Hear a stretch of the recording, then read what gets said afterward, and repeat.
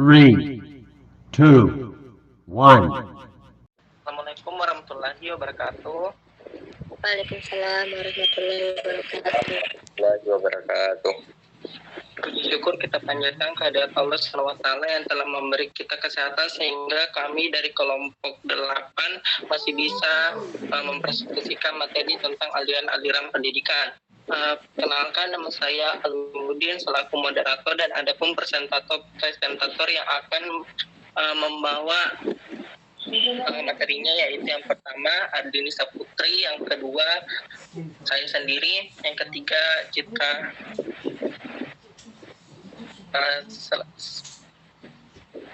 Baik, tanpa berlama-lama lagi saya persilakan kepada Ardini Saputri untuk mempresentasikan materinya. Silakan.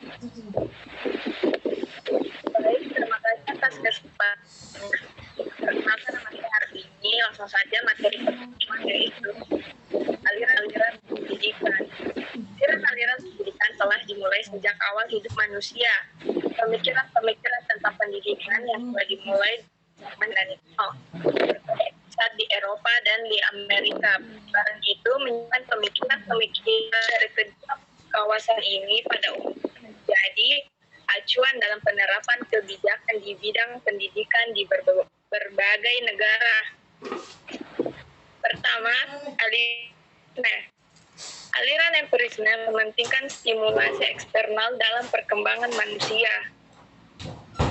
Kedua, menyatakan bahwa perkembangan anak tergantung kepada lingkungan, sedangkan pembawaan tidak dipentingkan. Pengalaman-pengalaman itu yang sesuai dengan tujuan pendidikan. Aliran empiris dipandang berat sebelah sebab hanya mementingkan peranan pengalaman yang diperoleh dari lingkungan. Sedangkan kemampuan dasar yang dibawa anak sejak lahir dianggap tidak menentukan. Sekian, saya kembalikan ke moderator. Terima kasih kepada Ardini Saputri telah menjelaskan materinya. Selanjutnya saya persilakan ke presentator yang kedua, yaitu saya sendiri. Aliran nativisme. Aliran nativisme menekankan kemampuan dalam diri anak sehingga faktor lingkungan termasuk faktor pendidikan kurang berpengaruh pada perkembangan anak. Yang kedua, hasil perkembangan tersebut ditentukan oleh pembawaan yang sudah diperoleh sejak kelahiran. Lingkungan kurang berpengaruh terhadap pendidikan dan perkembangan anak. Yang keempat, hasil pendidikan tergantung pada pembawaan. Yang kelima, bagi nativisme, lingkungan sekitar tidak ada artinya sebab lingkungan yang tidak berdaya dalam mempengaruhi perkembangan anak. Selanjutnya, penganut pandangan ini menyatakan bahwa kalau anak mempunyai pembawaan jahat, maka dia akan menjadi jahat.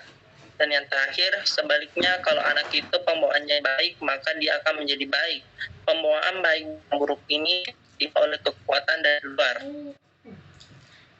Baik, saya moderator.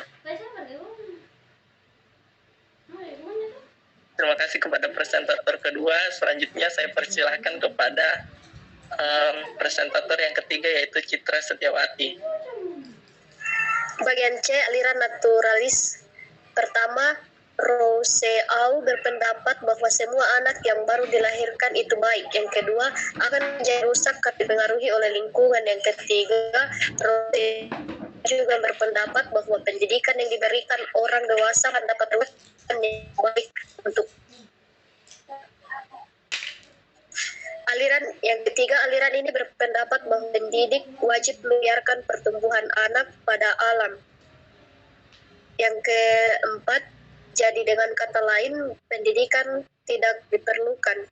Selanjutnya yang dilaksanakan adalah menjaga ke alam agar pembawaan yang baik itu tidak menjadi rusak oleh tangan manusia melalui proses dan kegiatan pendidikan. Bagian D, aliran konvergensi. Pertama, perintis aliran ini adalah William Strand, seorang ahli pendidikan bangsa Jerman yang berpendapat bahwa seorang anak dilahirkan di dunia sudah disertai pembawaan baik maupun pembawaan buruk.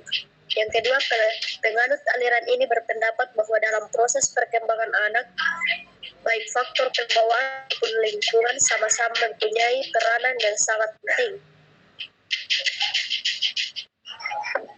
Yang keempat, bakat yang dibawa pada waktu lahir tidak akan berkembang dengan baik tanpa adanya dukungan dari lingkungan yang sesuai untuk perkembangan bakat itu. Yang kelima, sebaliknya, lingkungan yang baik tidak dapat menghasilkan perkembangan anak yang optimal kalau memang pada diri anak tidak terdapat bakat yang diperlukan untuk mengembangkan itu.